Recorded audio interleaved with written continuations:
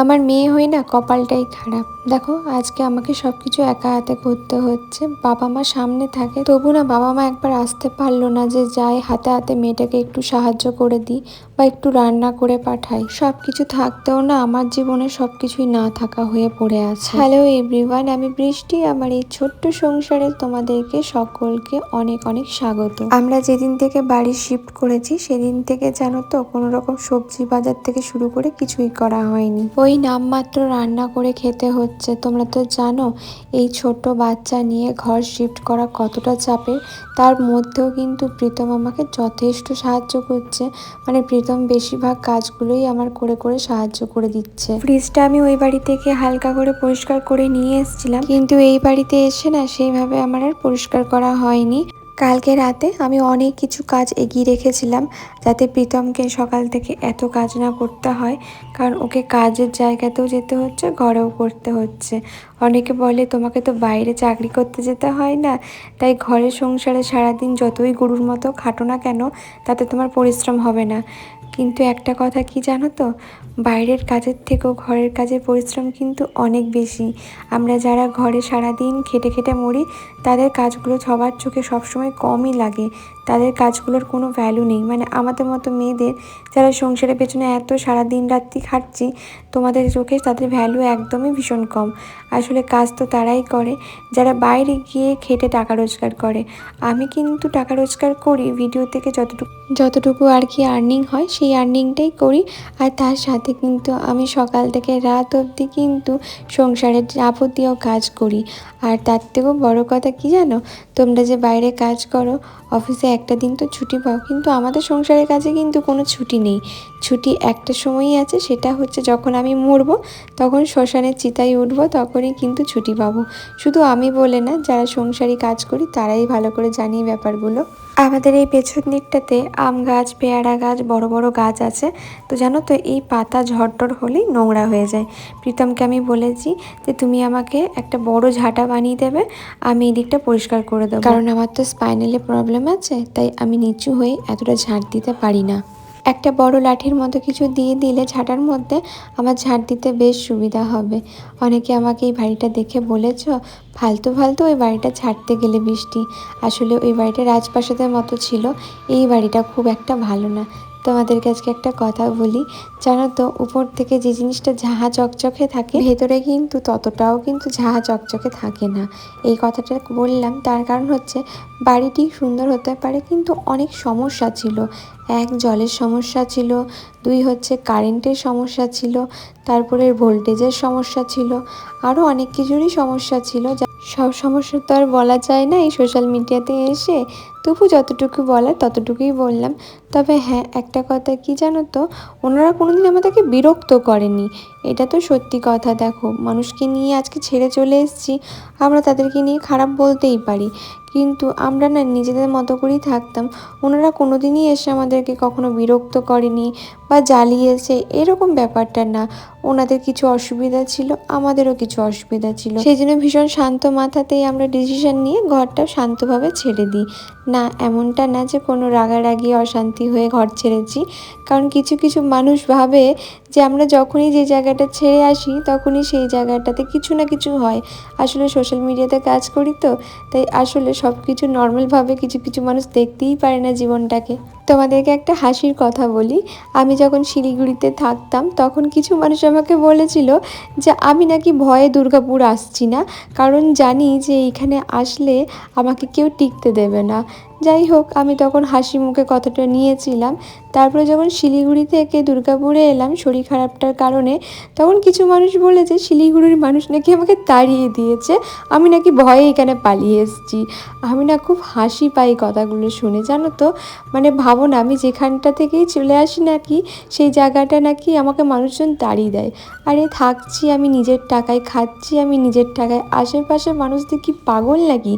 আমি কখনো কোথাও গিয়ে জানো তো অশান্তি, ঝুট ঝামেলা এই জিনিসগুলো পছন্দ করি না। যতটা পারি শান্ত মাথায় ঠিক করার চেষ্টা করি।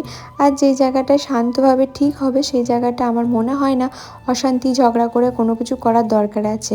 অন্তত আমি আমার দিক থেকে কখনো অশান্তি ঝগড়া ঝামেলা এগুলো করি না। আমি চাই সবসময় শান্তভাবে জিনিসটাকে মেটানোর, কিন্তু যখন আশেপাশের মানুষ জিনিসটাকে শান্তভাবে মেটাতে না চায় তখন আমার নামে দোষ হয়ে যায়। ব্যাপারটা হচ্ছে এইখানে। কিন্তু তোমাদেরকে একটা কথা বলি, আমি যত জায়গা থেকেই যেখান থেকেই আসি না কেন, যতগুলো বাড়ি চেঞ্জ করি না কেন, আমি কিন্তু ভীষণ ভালোভাবে ভদ্রভাবে ব্যবহার করেই কিন্তু সেই জায়গাটা ছেড়েছি। এমন না যে অশান্তি করে ছেড়েছি কোনো জায়গাটা, বা তারাও আমাকে খুব জ্বালিয়েছে বলে ছেড়েছি। আমি তোমাদেরকে এখনও পর্যন্ত একটা কথা বলি, আমি শিলিগুড়িতে দুটো বাড়িতে থাকতাম, সেই দুটো বাড়িতেই কিন্তু ওনার খারাপ ছিল না, মানে বাড়িওয়ালারা খারাপ ছিল না, বা তাদের সাথে আমাদের কিন্তু কোনো ঝুট ঝামেলা হয়নি। আমি যখন শিলিগুড়িতে শরীর খারাপের কারণে এই বাড়িতে এসেছিলাম নতুন, তখন আমাকে কিছু মানুষ সোশ্যাল মিডিয়াতে এসে বলেছিল যে আমি নাকি যে জেঠিমাদের ঘরটায় থাকতাম সেই জেঠিমাদের ঘরের নাকি ভাড়া দিইনি, না ভাড়া দিয়ে চলে এসেছি। তোমাদেরকে একটা কথা বলি, আমরা না অ্যাডভান্স দিই, অ্যাডভান্স দিয়ে ঘরে ঢুকি, ঠিক আছে? তো যেহেতু অ্যাডভান্স ওনাকে দেওয়া ছিল, আর যেই মাসে আমরা ছেড়ে এসেছিলাম সেই মাসটা ছিল হচ্ছে নভেম্বর মাস। তো আমরা কি করেছিলাম, আমাদের ডিসেম্বর মাসে যে অ্যাডভান্সটা দেওয়া ছিল, ভাড়াটা দেওয়া ছিল, আমরা কিন্তু ডিসেম্বর মাসের হাফ টাকা দিয়ে তারপরে এসেছি। জানো তো ভগবান সবাইকে মুখ দিয়েছে, কিন্তু ভগবান তো জানে আমি কারোর সাথে জোচ্চোরগিরি করিনি। করে রেখেছি জানো তো, কাউকে দেখাইনি, আগে অনেক কাজ করে রেখেছি, অনেকগুলো প্যাকিং খুলে টলে রেখে দিয়েছি। শুধু আর কটা জিনিস আছে বলো পিতা? কাঁচের জিনিসগুলো সাজাতে হবে, রান্নাঘরে কটা জিনিস এখনো ঢোকাতে হবে, ব্যাস তাহলেই হয়ে যাবে। বলো, জামা কাপড়গুলো সব তুলে দিয়েছি তো না? এদিকে আমাদের প্রচুর ঝড় হয়েছিল, প্রচুর মানে প্রচুর ঝড় হয়েছে। এমন ঝড় হয়েছে, আমাদের সামনে একটা আম গাছ আছে, ওখান থেকে এই আম পড়েছে, তো আমাকে দিয়ে গেল আম। এই যে রিং লাইট ওইদিকে আছে, এখন রেখে দিই ফ্রিজে। কি করে রেখেছো সবজিগুলো? প্রীতম সকাল থেকে দেখতে পেলে যা যা করার সেগুলো করে চলে গেছে। এবার আমার করার বাড়ি, যেমন রান্না করব, ঝাঁট দেবো, পরিষ্কার করব। আর আমাদের এই ঘরগুলো সত্যি বলছি খুব একটা নোংরা হচ্ছে না গো। আমাকে অনেকে বলেছে বৃষ্টি তোমাদের এই ঘরটা দেখে খুব ভয় করছে। আমি জানি না তোমাদের কেন ভয় করছে, আমার তো বেশ ভালোই লাগছে, খারাপ তো লাগেনি। আর জানো তো সবাইকে নিজের ওয়েট বুঝে চলা উচিত। আমি কিন্তু বরাবর এটা মনে করি, আমার যেরকম ওয়েট আমি সেইভাবেই চলবো। আসলে আমি যখন বাড়ি এসেছিলাম না, এই শিলিগুড়ি থেকে এই বাড়িতে এসেছিলাম না, তখন আমার বাবা না খুব তাড়াতাড়ির মধ্যে ঘর খুঁজে আমাকে ওই বাড়িটা খুঁজে দিয়েছিল, যেহেতু আমার বাবার খুব চেনা জানা কেউ একজন ছিল সেই জন্য। তো ওনারাও ভাড়া খুঁজছিল আর বাবাও ভাড়া বাড়ি খুঁজছিল, তো আমাকে তখন ওই বাড়িটা দিয়েছিল।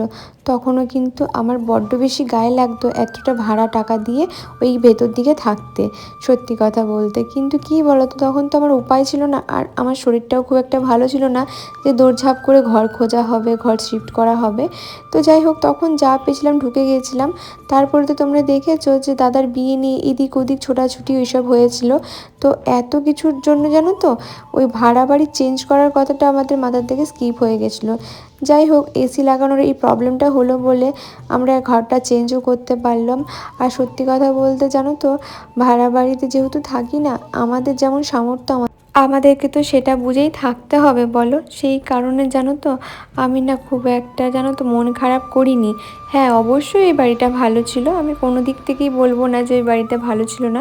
কত সুন্দর নতুন নতুন টাইলস কালার করা ছিল, সব কিছুই ছিল, কিন্তু এখানে তো কিছু নেই। যাই হোক, আমি আবার আস্তে আস্তে সুন্দর করে সাজিয়ে নেব, শুধু আমাকে একটু সময় দিতে হবে, এই আর কি। কালকে রাতে তো তোমরা দেখেছিলে আমি কারেন্ট চলে যাওয়ার কারণে কোনোভাবেই রান্না করতে পারিনি। আর জানো তো এই শীতকালের জুতোগুলো আমাকে এখন কেন পরতে হচ্ছে তোমাদেরকে বলি, এগুলো পায়ে বেশ আরাম দেয়। কাল রাত থেকে পায়ের তলটা বেশ শিরশির করছে আমার, কেন জানি না ভীষণ পরিমাণে সরসর করছে পাগুলো, মানে ঝিনঝিন ঝিনঝিন করছে পাগুলো। তো সেই কারণে প্রীতম বললো চটিগুলো পরে থাক। আর আমার জানো তো এই মেডিসিন খাওয়ার কারণে যে জিনিসটা কোনো দিন হয়নি জীবনে, সেই জিনিসটা এখন হয়, সেটা হচ্ছে পায়ের গোড়ালি ফাটে, মানে পায়ের তলটা এত ড্রাই হয়ে যায়, কোনো দিন হয়নি জানো তো। এত ধুলোবালির মধ্যে খেলেছি, কিচ্ছু কোনো দিন জীবনে হয়নি, আলতা পরতাম কখনো কিছু হয়নি। তো এই যে অর্ক স্কুল থেকে চলে এলো, আর অর্ক স্কুল থেকে চলে আসা মানেই আমার কাজ করাটা খুব চাপের, তার কারণ ও এক জায়গায় একদমই বসে না যে আমি সুন্দর করে ঘরটাকে মুছবো। তো ওকে আমি বললাম তুই বাইরে যা খেলগা, কারণ এখানে তো আর বন্ধুর অভাব নেই ওর। ওর এই একটা জিনিস খুব ভালো হয়েছে যে আমরা যেখানে ভাড়া থাকি ওনার একটি মেয়ে আছে ওর বয়সে, তো ওর সাথে ভালো বন্ধু হয়ে গেছে, ও খেলতে পায়। আগে যেমন কি সারাক্ষণ ঘরে চুপচাপ বসে থাকতো, কিন্তু এখন সেই জিনিসটা হয় না ওর জন্য। তো এইখানে যথারীতি আমি যে ঘরটাকে ভালো করে মুছে নিচ্ছি। আমার এই লাল রঙের যে সানটা দেখছো, মানে ফ্লোরটা দেখছো, এই কালারটা দেখে অনেকেরই ভয় লেগেছে, তার কারণ আমার শিলিগুড়ির ফ্লোরটাও নাকি এরকম লাল ছিল, আর ওখানে আমার খুব শরীর খারাপ হয়েছিল। তো এক দিদিভাই আমাকে এই কমেন্টটা করেছে, আমি শুধু ভাবছি উনি আমাকে নিয়ে ঠিক কতটা চিন্তা করেন, সত্যি চিন্তা করেন, মানে এটা খারাপভাবে বলছি না, মানে উনি এটা লক্ষ্য করেছেন যে ওই বাড়িটার ফ্লোরটাও রেড ছিল, এটাও রেড রয়েছে, মানে মানুষ আমাকে ঠিক কতটা ভালোবাসলে এই জিনিসগুলো চিন্তা করতে পারে। যাই হোক, এইখানে একটা দড়ি টাঙানো আছে, ওর মধ্যেই সব জামা কাপড়গুলো মিলিয়ে দিয়েছি। আর এই দেখো, তোমরা বলো না যে বৃষ্টি দিয়েই তো কিছু কাজ করে না, এত কিছু জামা কাপড় কিন্তু আমি কেচেছি। আর তোমরা বলো, আমি তোমাদেরকে বলেছিলাম যে আমার জামা কাপড় কাচা বারণ আছে, বাট তোমাদেরকে বলি এখানকার জলটা এত ভালো না, এত সুন্দর জামা কাপড় পরিষ্কার হচ্ছে। মানে ওই বাড়িতে যেহেতু জল প্রচণ্ড পরিমাণে নোংরা ছিল, সেই কারণে জামা কাপড় ভালো করে পরিষ্কার হতো না, জানো, মানে কেন জানি না, হয়তো ট্যাঙ্কি নোংরা ছিল বা কোনো কিছু কারণে প্রবলেম হতো, বাট এখানে জামা কাপড়গুলো ভীষণ পরিষ্কার হচ্ছে। যাই হোক, জামা কাপড়গুলো মিলে দিয়েছি, তবে একটা সমস্যা কি, রাতারাতি শোকায় না, এখানে 2 দিন ধরে জামা কাপড় শোকাতে হচ্ছে যেহেতু মেঘ করেছে। তো চলো, এখানে দুধটা গরম করতে দিলাম। দুপুরে ভাত করে রান্না করে খেয়ে নিয়েছিলাম। ওকে বিকালে উঠেই না আমি ব্রেডের মধ্যে এই যে পিনাট বাটারটা রয়েছে এটা খেতে দিয়ে দিই, আর তার সাথে একটা কলা দিয়ে দিই, ওর পেটটা বেশ অনেকক্ষণ ভরা থাকে। তারপর খেলে এসে যদি খেতে চাই তখন কিছু একটা বানিয়ে দিই ওকে আমি। তো এখন এটাই দিচ্ছি। এবার তোমাদেরকে বলি যে আমার বাবা মা সামনে থাকা সত্ত্বেও কেন আমাকে সাহায্য করতে আসেনি। আমার সত্যি কপালটা খারাপ, হ্যান ত্যান অনেকেই বলেছো, অবশ্যই আমার দিকটা চিন্তা করে তোমরা বলেছো, কিন্তু তোমাদেরকে একটা জিনিস জানতে হবে, এখন কিন্তু আমার বাবা মা সামনে থাকে না। আমার বাবা মা আমার থেকে অনেকটা দূরে চলে গেছে, মানে অনেকটা দূরে বাড়ি ওদের নিয়ে নিয়েছে, তোমরা জানো ফ্ল্যাটে ওরা থাকে। তো আমার নিজেদের ঘর থেকে যেতে আসতে জানো তো প্রায় 1 ঘন্টার উপর লাগে। তো তোমরা একটু ভেবে দেখো এই কথাটা, যে ওনারা এসে কি করে আমাকে সাহায্য করবে। আর আমাকে বাবা মা বলেছিল আসবো, আমি বারণ করেছি আসতে ওনাদেরকে, তার কারণ প্রীতমও বারণ করেছে, তার কারণ ওনারা না আমাদের জন্য অনেক করেছে। তোমরা দেখবে আমার যখন শিলিগুড়িতে শরীর খারাপ ছিল, প্রথম কিন্তু আমার বাবাই ছুটে যায়, আমার কিন্তু কেউ যায়নি।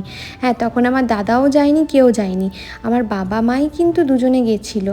এত মানুষ তখন আমার বিরুদ্ধে ছিল, তারপরও কিন্তু সেই আমার বাবা মাই কিন্তু আমার জন্য গেছিলো চিন্তা করে। তাহলে কি করে তোমরা বলো যে আমার কথাটা চিন্তা করে না বা আমার ভাগ্যটা খারাপ। যাই হোক, এখানে ডিম নিয়েছিলাম, ডিমের ট্রেটা একদমই খালি হয়ে গেছিলো, বিকালবেলায় প্রচণ্ড খিদে পেয়েছিলো। তো আমি ভাবলাম কিছু একটা বানাই আমি নিজের জন্য। তোমাদেরকে আজকে একটা রেসিপি শেয়ার করছি, খুব ভালো খেতে হয়, বাচ্চাদেরকে টিফিনেও দিতে পারো, ভীষণ সুন্দর খেতে হয়।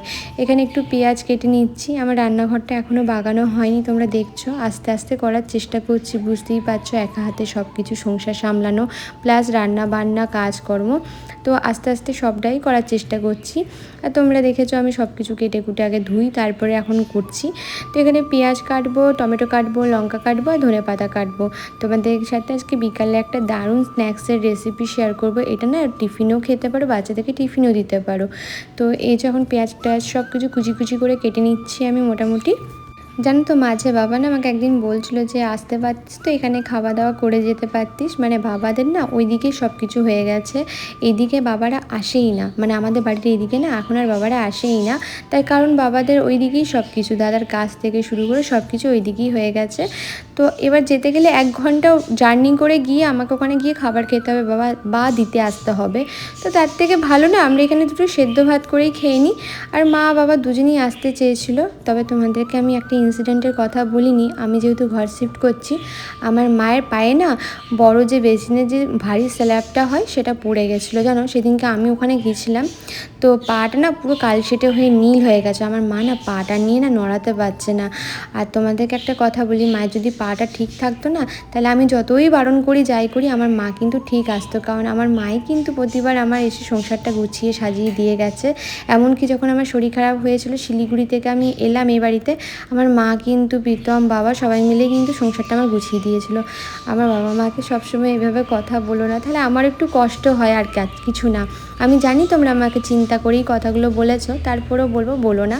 তো যাই হোক, যেটা মিক্সচারটা করলাম সেটা তোমাদেরকে বলি। আমি সব গল্প করতে করতে সব ভুলে যাচ্ছি, দেখছো তো। তো এখানে কি করলাম, পেঁয়াজ কুচি, টমেটো কুচি, ধনেপাতা কুচি, লঙ্কা কুচি সব কুচি নিলাম। তার মধ্যে একটু বেসন, নুন, হলুদ আর একটা কি দুটো ডিম দিতে হবে, দিলাম। দিয়ে পাউরুটিকে কুচি কুচি করে নিয়ে আমি না ডিমটার সাথে মাখিয়ে নিলাম, ডিম আর বেসনটার সাথে। তো তারপরে দেখো সাদা তেল দিয়ে আমি এটাকে জাস্ট ভেজে নিচ্ছি। একটা কাজ করতে পারো, যেটা আমি পারিনি, সেটা হচ্ছে একটু কালো সর্ষে আর যদি তোমাদের কাছে কারি পাতা থাকে তাহলে সেই কারি পাতাটা ফোড়ন দিয়ে তারপরে এটা দিতে পারো। এত ভালো খেতে হয় না জিনিসটা, জাস্ট তোমাদেরকে বলে বোঝাতে পারবো না, ভীষণ টেস্টি খেতে হয়। যাই হোক, গ্যাসটাকে মানে হালকা করে দিয়ে ভেজে ভেজে করে নিতে হবে। এই যে আমার হয়ে গেছে রেডি করা। এবার এটা খেয়ে আমি রাতের রান্নার কাজে লাগবো। তোমাদেরকে কালকে আমি দেখিয়েছিলাম যে আমার না সব সবজি কাটা ছিল, আমি না সব কিছু রান্না করতে পারিনি। কালকে রাতে সবজি কেটে রেখেছিলাম, সেটাই রান্না করব। এই যে একটু তেল দিয়ে দিলাম। আজকে তোমাদের সাথে আমার স্পেশাল একটা রান্না শেয়ার করব, সেটা হচ্ছে মাছের মাথা দিয়ে পুঁই কুমড়ো ঘন্ট, মানে যেটা বিয়েবাড়িতে হয়। 5 ফোড়ন দিলাম, তারপরে পেঁয়াজ কুচি দিলাম, তারপরে এর মধ্যে বেগুন, আলু, তারপরে পুঁই ডাঁটা, তারপরে তোমার আর কি কাটা আছে, আচ্ছা এখানে একটু কাটি কচু দিয়েছি, তোমরা দিও না, আমি দিয়েছি, আমার কাছে ছিল। তো এখানে ওই যে কুমড়ো, বেগুন, আলু আছে আর একটু পুঁই ডাঁটাও দেওয়া রয়েছে, কারণ যেহেতু শক্ত। তো তারপরে আমি এখানে নুন দিয়ে সবজিগুলোকে একটু ভালো করে ভেজে নিচ্ছি। আচ্ছা কুমড়ো আছে এর মধ্যে, ঠিক আছে। তো এখানে একটু হলুদ দিয়ে দিচ্ছি, হলুদটা আমার শেষ হয়ে গেছে। আসলে এই বয়ামগুলোকে সব শেষ করে ধুয়ে তারপরে আমি নতুন করে সব জিনিস রাখবো। তো এখানে এই যে ভালো করে সবজিটা ভেজে নিচ্ছি, ঢাকা চাপা দিয়ে ভেজে নেবো। তারপরে কিন্তু পুঁই শাকটা অ্যাড করবো। এই যে দেখো হালকা নরম নরম হয়েই এসছে। তো এই যে জল ছেড়ে ছেড়ে আসছে, এটার মধ্যে হাফ সেদ্ধ হয়ে যাবে। আমি দেখলাম যে না মোটামুটি সেদ্ধ হয়ে গেছে। আর কালকে মাছটা ভাজার সময় দেখেছিলাম মাছের মাথাটা ভেজে দিয়েছিলাম। এর মধ্যে আমি যেটা অ্যাড করলাম মশলাটা বলছি, এর মধ্যে আছে জিরে আছে আর আছে হচ্ছে আদা। জিরে, আদা, ধনে একসাথে বেটে রেখেছিলাম, সেই মশলাটাই দিলাম। আচ্ছা এই তরকারিতে রসুনও খুব ভালো যায়, আমি একটু পেঁয়াজ দিয়েছি, পেঁয়াজটা খুব ভালো যাবে সেই কারণে। কিন্তু রসুনটা কিন্তু আমি দিইনি, এবারে শুধু আদা জিরে বাটা দিয়েই করেছি। এরপরে পুঁই শাকটা দিয়ে এবার ঢাকা চাপা দিয়ে রান্না করব। এই তরকারিতে হালকা করে মিষ্টি দিতে হয়, আর কটা কাঁচা পাকা লঙ্কা গাছের ছিল আমার, সেটা চিড়ে দিয়ে দিলাম। ওদিকে ডালটাও সেদ্ধ করতে দিয়েছি, আর মাছের মাথাগুলো দেখো ভেজে রেখেছিলাম, সেটা দিয়ে একটু নাড়াচাড়া করে আমি একটুখানি নরম হওয়া পর্যন্ত দিয়ে দিলাম। আর এই যে ডালটা হয়েই এসছে, মুসুরির ডাল করব। আমার কারেন্ট চলে গেছে, আমাকে আবার সেই দেখো চার্জার জেলে আমি রান্না করছি। এই যে আমটা 5 ফোড়ন দিয়ে ভালো করে দেখো ভেজে নিচ্ছি। একদম নরম নরম হয়ে যাওয়ার পর আমি একটুখানি হাতা দিয়ে ম্যাশ করে নেবো। একটু হলুদ আর নুন দিয়ে ভেজে নিয়েছি আমটাকে। আর এই আমের টক ডালটা না খুব ভালো লাগে। তোমরা আমাকে বলবে বৃষ্টি রাতের বেলায় তুমি টক ডাল করছো, কি করব বলো, আমার এগুলো সব কাটা ছিল, আমি যদি রান্না না করি না এগুলো নষ্ট হবে, আর খাবার নষ্ট করতে বড্ড গায়ে লাগে জানো তো। আমি তো খুব একটা খাবারের অভাব ছোটো থেকে পাইনি, তবে বিয়ের পর আমি এই জিনিসটা বুঝেছি যে না, মানুষকে খাবার নষ্ট করতে নেই। যাই হোক, এখানে কারেন্ট চলে এসছে, প্রীতমও চলে এসছে, ভীষণ টায়ার্ড লাগছিলো। এবার খাওয়া দাওয়া করে রাতে শুয়ে পড়বো, কারণ হচ্ছে ভীষণ কারেন্ট ডিস্টার্ব করছে। আর দেখো এসে পরে কেমন জ্বালায় এই লোকটা। তো চলো, আমি জানি তোমাদের ভিডিওগুলো কেমন লাগছে না লাগছে বুঝতেও পারছি না। তো আমি এখানে প্রীতমকে বলছিলাম টাটা করে দাও, কারণ আমাদের দিনটা শুরু হচ্ছে ভোর 4টের থেকে। তো চলো আজকের মতো ভিডিওটা এইটুকুনি। সবাই ভালো থেকো, সুস্থ থেকো আর সকলকে ভালো রেখো। টাটা।